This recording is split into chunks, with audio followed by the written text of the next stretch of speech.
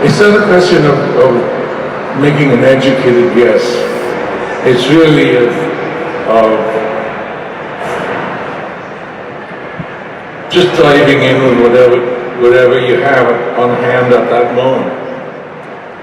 And you're going to make mistakes. So you really get proud of your mistakes. Or at least you better get used to making use of them, so that you can build something there's going to be a lot of discomfort involved, there's going to be a lot of guesswork involved, but it'll happen, because I don't think people's minds are really made for failing. So I think it's finding out how to make use of your mistakes. You said anger before. Yeah. I mean, is that one of the key things that really drives you? You know, you can call it anger, you can call it frustration, you can call it... But the way to get rid of the frustration is to really just dive in. And you know you're going to make mistakes. So, you know, I know that tonight when the band goes up there, you know, what I should have done is I should have told them, remember those mistakes that you made in rehearsal? I'm going to do them exactly the same way tonight. Yeah. Drive me crazy. Well, where does that anger come from? Does it come from growing up in Wales? No offense to any Welsh people here. Not fair. Yeah, probably. I mean, somewhere deep in the deep dark past of my childhood. But anyways, it's a long way from there now. Yeah. Yeah, we've gone on. But it was an unusual childhood. Did you have to speak Welsh at home?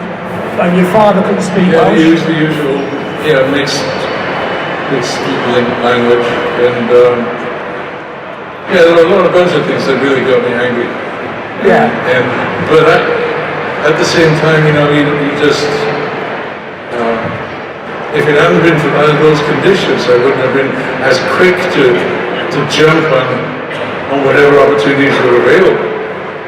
So you really find your own mistakes again, and it takes a little bit of courage to figure out what it is that is a mistake, because you don't want to admit that it's sometimes. I mean, was music, does that offer you a way out? Yeah. Music was the linguistic problems of speaking Welsh instead of English. It really pointed you in the direction of music, because music was the one place that you didn't have to explain yourself. You didn't have to really, consider will they understand this language? Because you have jazz, you have all these other, and so it's kind of an open season for language in music. So when you engage in making music, you went to join the school orchestra, or was it any type of music you would play, or do you have a specific idea of what kind of music you wanted to try and do from a very early age? I think music turned out to be the least problematic of all the languages. It's not English, it's not Welsh, it's not right. But the easiest one is music, which everybody understands, and everybody.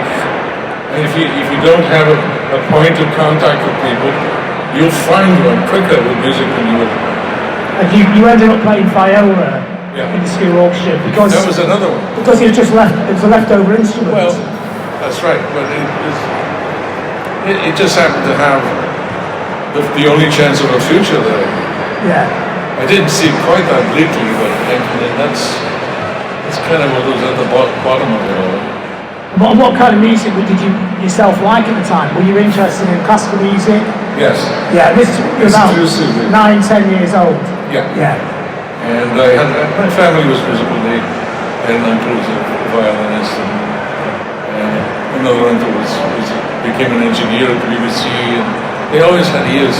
And but I think more than anything in the home, in the hearth, it was really the cultural activity that was important.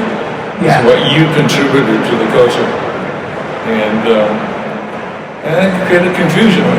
How do you create to the culture when it's a Welsh-speaking culture? And you don't really necessarily, you want to talk to your dad, and your dad doesn't speak Welsh. So. Yeah. Well, most dads don't speak to you in the same language, do they? So you, even the Yorkshire school though, you were going off the trail, weren't you? Was it when the BBC came to record you? Yeah. You were doing like a fairly avant-garde piece of music at the age of what, 13, 14? Yeah, I did something in the style of a Russian composer, Yeah. Khachaturian.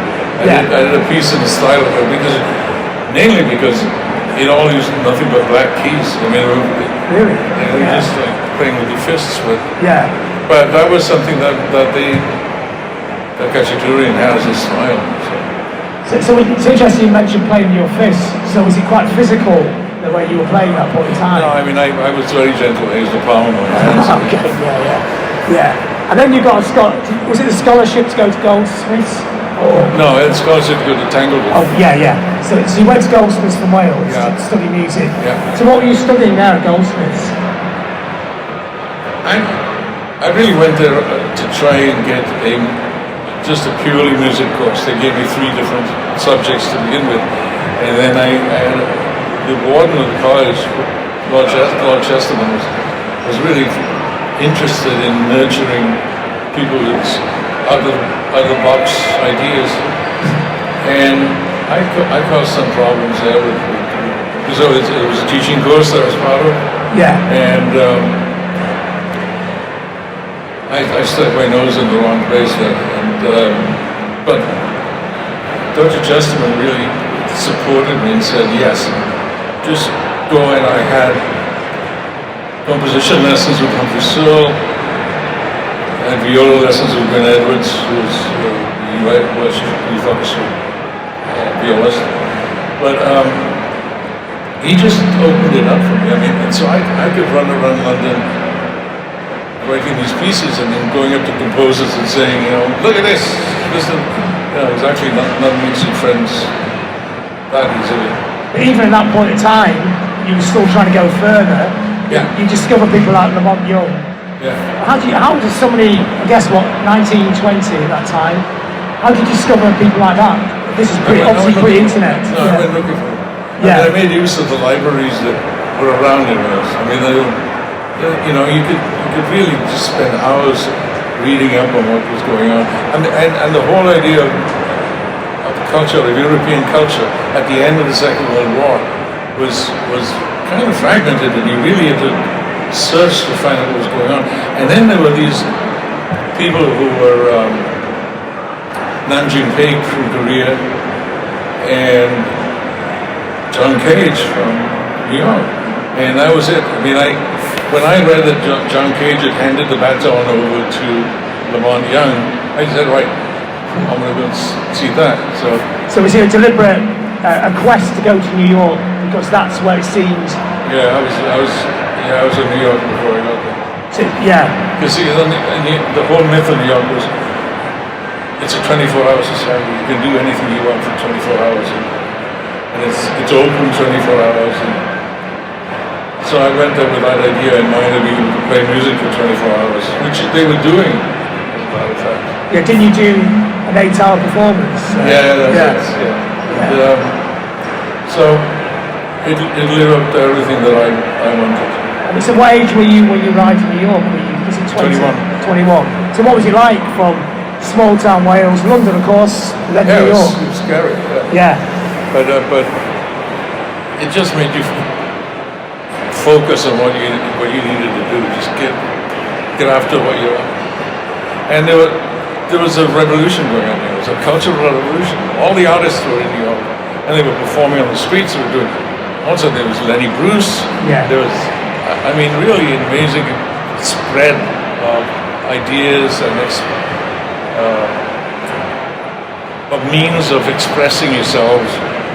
And it wasn't until after like 66 or 67, after the Velvet Underground was done, that I realized how much stuff was going on. I mean, people were doing it all over the place. They were making films at 16, 8mm, putting them up on sheets, on bed sheets. I mean, anything to just express yourself, and it was fabulous. So even in the early days getting to New York, you were involved in a very multicultural scene, like a lot of multimedia, lots of different things going on. Right. That was really came from Andy. Andy was fearless. Well, when did you meet Andy first? I met him as soon as I got there. Yeah. I was on the edge of the ballet and avant-garde music scene, which really, the ballet had a lot of influence on art in those days too. And Andy was really among with the artists that were working with Merce Cunningham and David Tudor, that they gathered together. Yeah. I mean, it was also a very active gay scene. That what became a real force in art and in culture was something that was very protective of its own situation, and it needed protecting until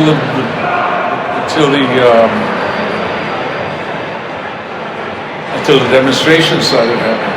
Yeah, yeah. And then it was more important than ever. I mean, so it was they provided a good groundwork for a lot of musicians and painters and ballet dancers, and how they all gathered together and protected themselves. So when you first met Andy, what was your impression of it? Was it an instant connection, or? Yeah, I mean, it was just all work. You know, if you asked him a question, you get a really creative answer to something that would be odd and unusual, but it was perfect. And did you get an impression that he could see a role for you in that kind of world he was building up? Was he like? No, I think he accepted that I was there. I mean, I think that was the scene that he put together, was his acceptance of what you were prepared to contribute to the situation. So was he kind of joining people together, like collecting interesting people? That's one story that's been put out about people who really felt taken advantage of. Yeah. And that you got to recognize that is one byproduct of that stuff. Yeah. Is resentment about, hey, I have all these ideas and look, these people took advantage of it. But the fact is that he was the first one to do it, and he was very generous. I mean, to me, he was very generous. Because if I never went to ask him for anything that I thought was obstreperous, or I just said, I have this problem here. Can you suggest a solution? He would have it. And that side of things was very exciting because there were so many things going on in the factory that were out of place. At that point in time, you were still playing more of the avant-garde scene, the Lamont Young and people like that. By that time I was in the Velvet. So you met Louis just after Andy? Yeah. And that was at a party? No, I met him before. Oh, yeah. And what was that first meeting like? I'm sorry? When you first met Lou Reed, Yeah. It was just about improvisation. And that seemed to play more and more, a bigger and bigger role in what I was doing. And because Lamont music was all improvisation. Just we played in one key and he held a drone. But with Lou, the thing that sort of intrigued me was that we'd sit down with a viola or with a guitar, and he could just spin stories on the guitar. They would just come pouring out. I thought, now if you could only put that and the avant-garde drone together, you could give Bob Dylan a run for his money. Yeah. And so nice to have ambition. Yeah. We had fun, and we got a lot of stuff done. Yeah, well, for 2 albums, the vision was in place, wasn't it? For that, yeah. Yeah. But it wasn't an easy ride, was it? I mean, you both, I guess his vision was different from yours, as was proved eventually. Well, we didn't really have respect for boundaries. And that was one of the great things about us. That was also one of the harmful things about us. That you had to respect what another person's vision is. And if you start making assumptions about them and they're not accurate, then you've got to be prepared to apologize. Yeah. Did that happen much? Not much. And I guess if you add to this equation, and Andy Warhol's role in the Velvet is quite big as well. It's a creative role as well, hands-on, because he's building the whole thing around it. That's creative tension as well. Yeah, I mean, but what you have is you have all these creative people who really are not much in control of their creativity. Yeah. Who are just spewing this stuff out, and it's really, everyone is different. And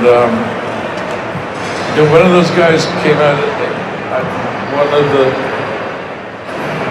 concerts that we had where he was a painter of sorts. One of the things that happened in the 60s was this trip books. Trip books were books that people just sat and drew in magic markers. Magic markers was a new thing.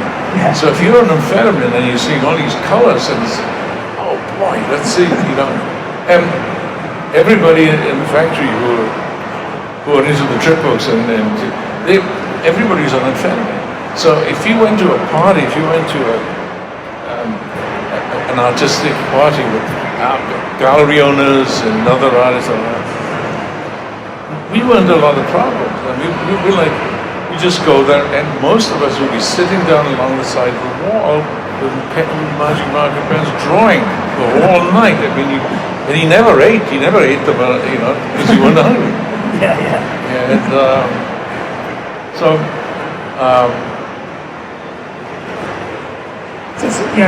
So when Andy put Nico into the band, that caused tension as well. That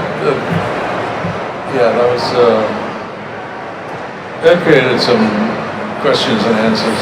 I mean, we had our own problems with having girls in the band, and we never found the right person. And then Andy showed up and said, "Hey," and I don't know how that worked, but it did. But he's the one who saw it. Totally different personalities, and bingo, there it goes. But of course, it helped that Lou fell in love with her and wrote some of his best songs. Yeah. Because initially he was the one who didn't really want to have her in the band, wasn't he? No.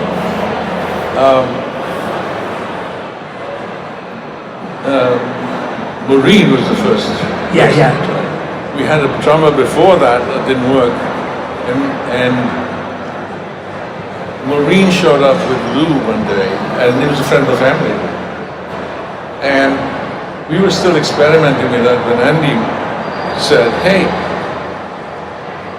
there's this girl named Barbara Rubin who works with Bob Dylan up in Woodstock, and she's a really fascinating individual, and very busy, very, very active as a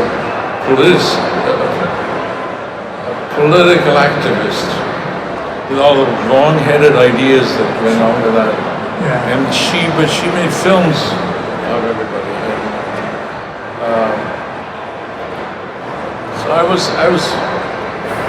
wasn't so much aware of what the competition between Andy and Bob and Dylan. It wasn't so much Andy and Dylan as Andy and Woodstock. And it was quite visceral.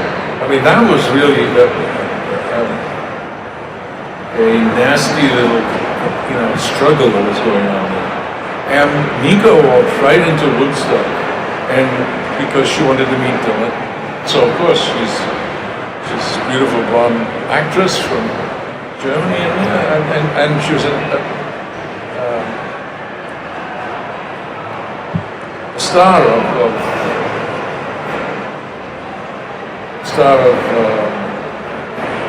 fashion. Yeah. And so she could go and walk into Bob and say, "Hey," and then so I think Keith Richards put it together with a song, and but Nico was a wanderer. And she said, no. She said, oh, well, why don't you try it?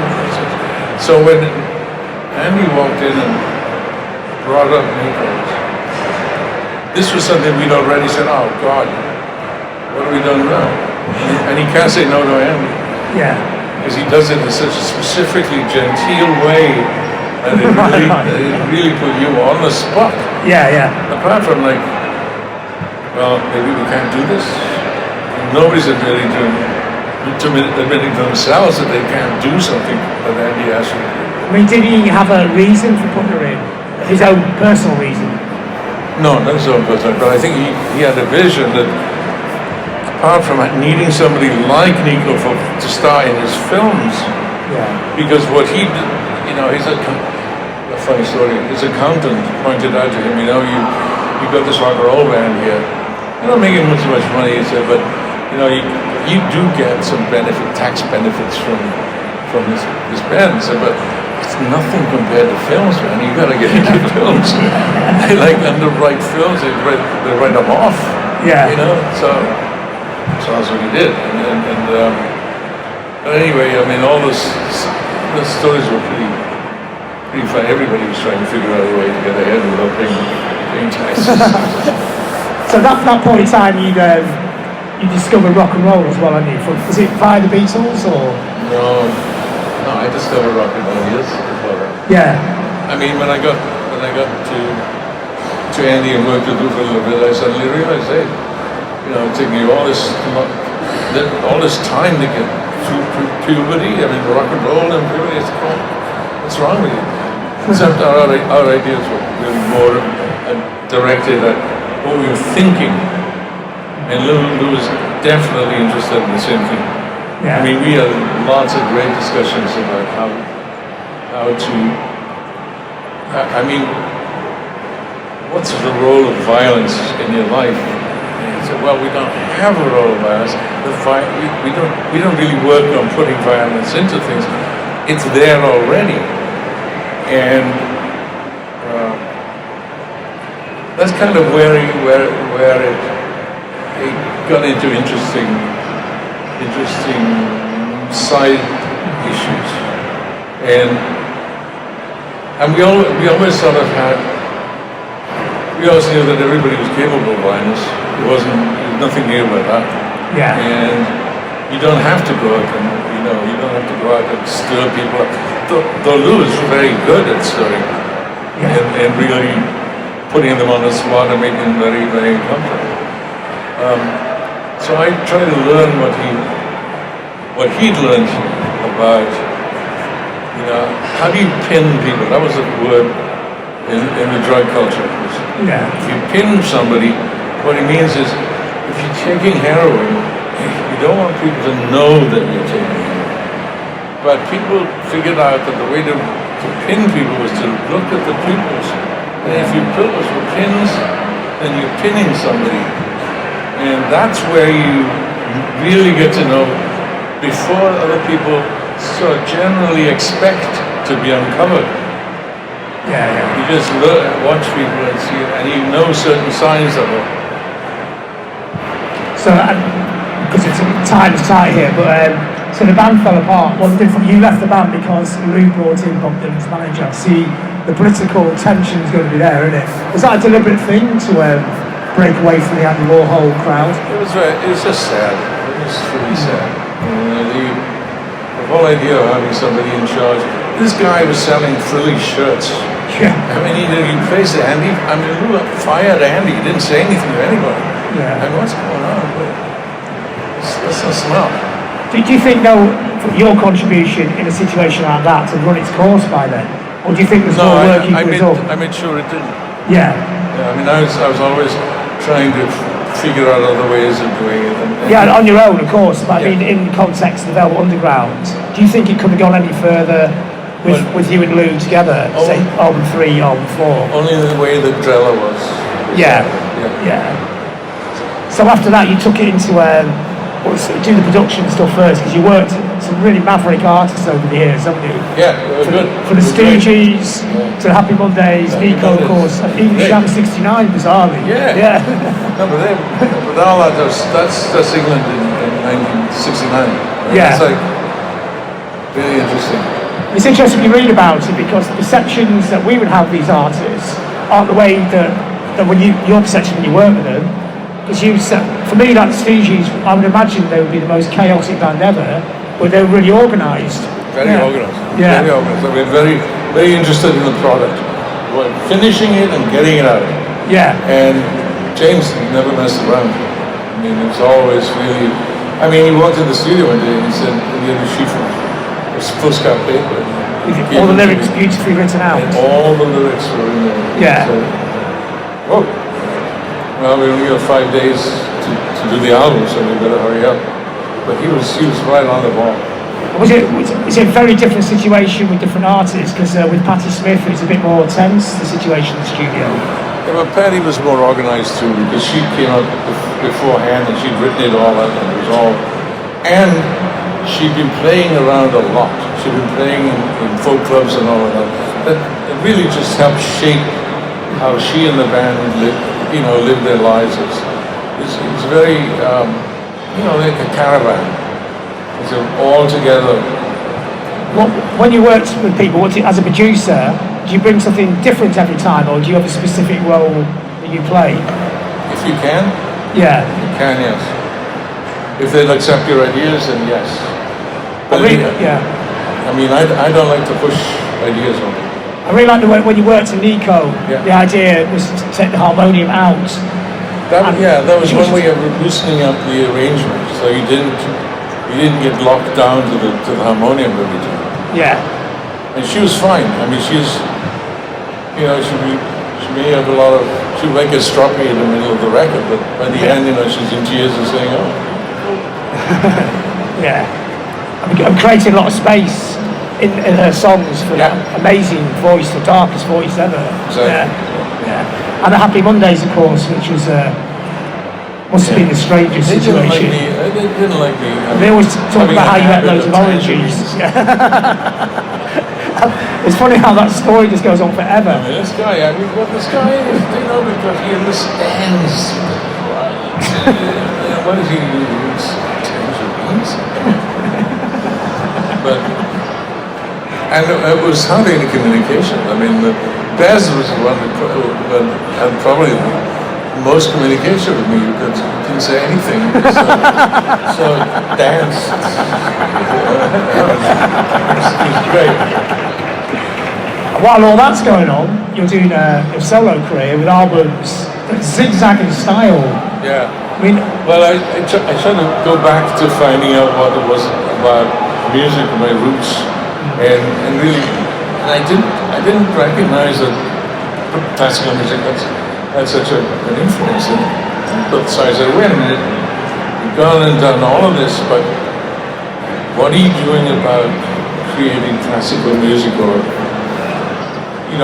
developing that? You can do that with rock and roll, but there's another side, And I mean, every time you start a new project, is there a deliberate?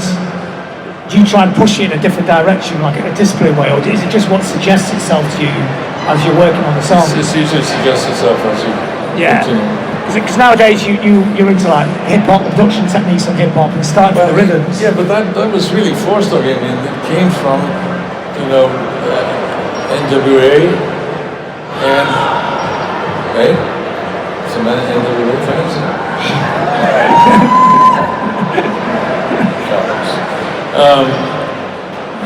That they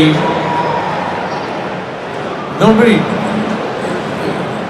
the style of what hip hop came from was very ragged, but at the same time we'd been through the age of James Brown, which had used click tracks, a lot of rhythm tracks, and everybody loved that about the dance, about James and his soul style and his dancing.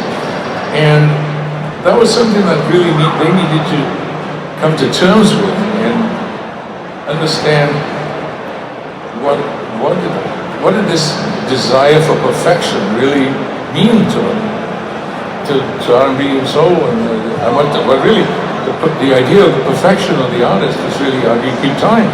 It's not that. And then you manufacture machines that will do that for you. And then you've got electronic music, and you've got, so products have made a lot of different fronts. And hip hop was really, was the one thing that really had the best style of production. I mean, they had fabulous production. And they also, I mean, they had fun. I mean, I love the Eagles and all, but, you know, I don't think the production of the Eagles is anywhere near as NWA or Dre or,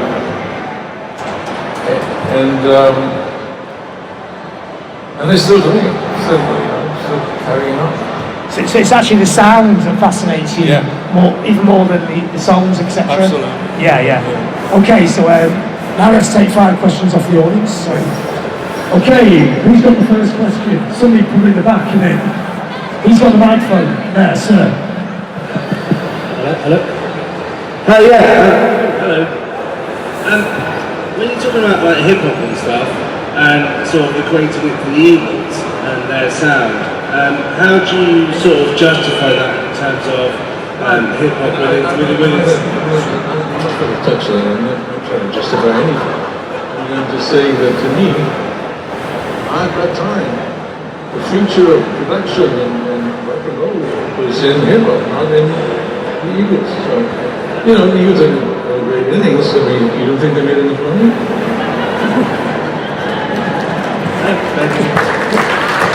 Next question. I mean, Yeah.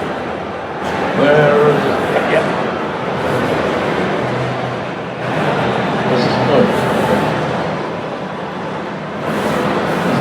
Hi John. Hey, How did you come about the gift?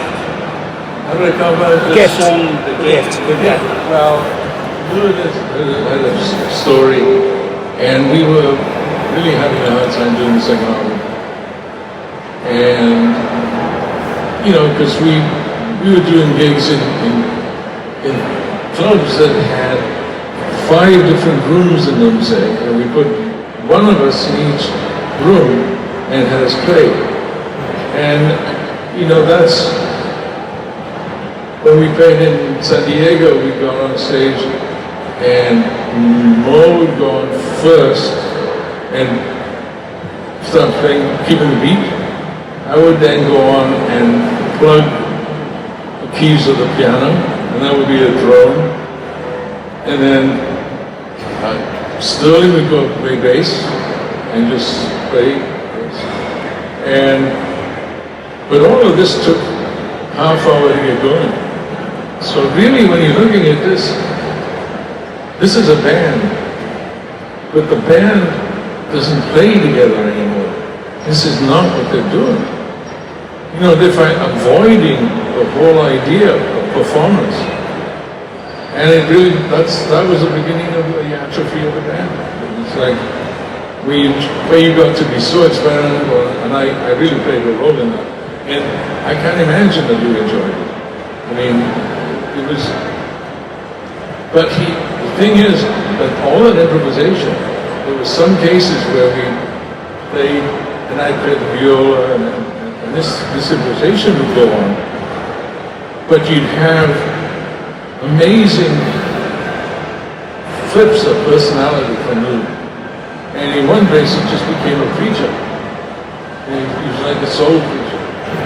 And everybody else was just playing whatever they were playing. But he grabbed that. And I thought, wow, thanks, Lou. I mean, that's exactly what we thought we should be doing. And not necessarily as organized as you wanted to be. And not necessarily as understanding of the other musician as you really should be if you're going to try and push something forward. And that's a shame when you look at it. When I look at it, it's a shame that we didn't really appreciate each other enough. Okay, question. To left.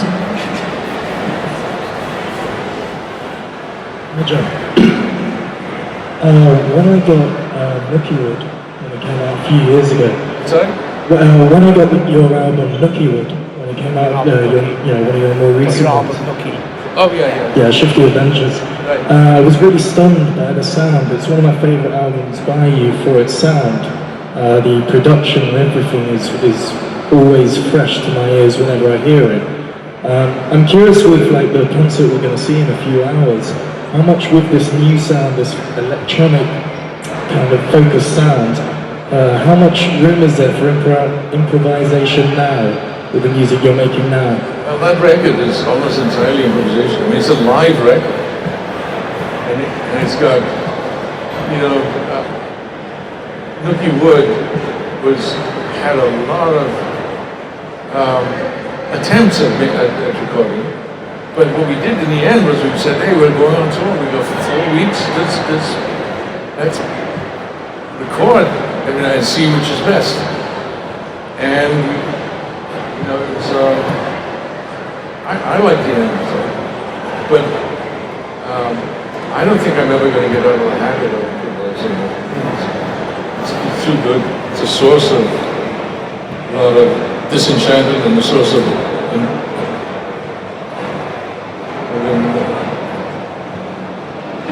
immersion. So will there be a lot of improv tonight? Do you improvise parts of the set as well? Probably, yeah. I mean, that keeps you alive. Yeah. So, question?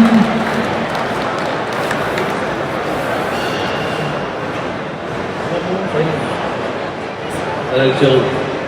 Hi. Nice to see you. I just wanted to ask a question. When you recorded with Lou songs for Drella, was it to do with eulogy? Was it to do with a tribute? Was it an end of a circle for you? What was the reason for doing that album? Doing which album? Drella. Songs for Drella. Drella, yeah. Well, it really wasn't our idea. It was another artist's idea. We've got to do something for Andy, and I said, yeah. I mean, how do you do that? So we sat down and we had a talk. We hadn't talked for years, and I thought this was one occasion when nothing would stop us.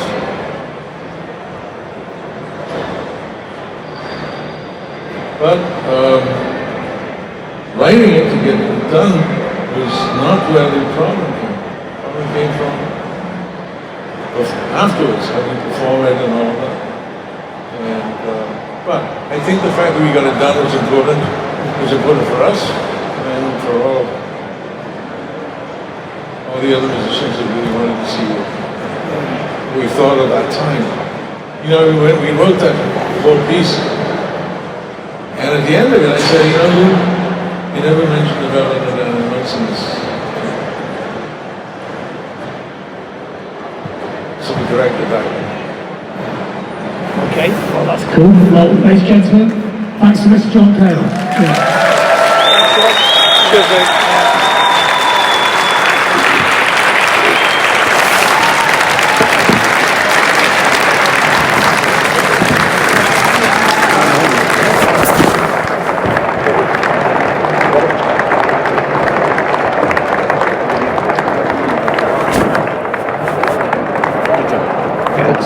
Monitors tomorrow. Yeah. It's all right. It's really hard to hear. Really hard to hear. Yeah, especially for the elderly musicians. Yeah. It was good, but you can't hear anything. Sorry, that was so rushed. No, it's all right. Was it a tight time on that? Yeah, it was. Felt like about 20 minutes. It was about 30 minutes. Say hello, you alright? I'm all right. How are you? Yeah, you good, okay? thank you. Yeah, it was great.